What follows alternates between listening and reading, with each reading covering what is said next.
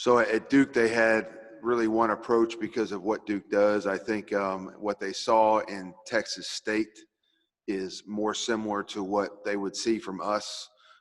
Jake Peeler, their wide receiver coach at Ole Miss, for me is now the offensive coordinator at Texas State. So there were a lot of similarities between what Texas State did against Boston College last week and some of the things that we do in our offense here. So it was good film for us.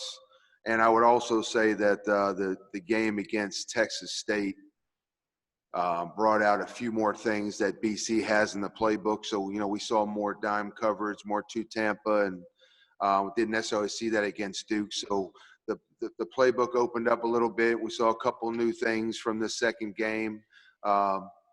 It's a very disciplined, it's a well-coached scheme. You're watching Ohio State play in the same type of system. And so that's really the defense that we're facing on Saturday against Boston College. Boston College quarterback, Phil Jerkovic. He's a really good player. He's a big kid. I think you don't realize how big he is.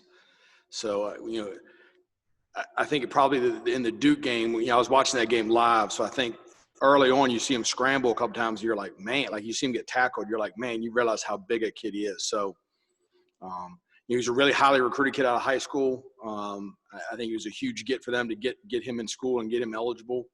And I think he really makes the whole thing go. A lot of the stuff they do is him, and we're starting to have to do a great job with him. The way he keeps plays alive and scrambles, and they do a good job moving the pocket with him. I think he's a really good player.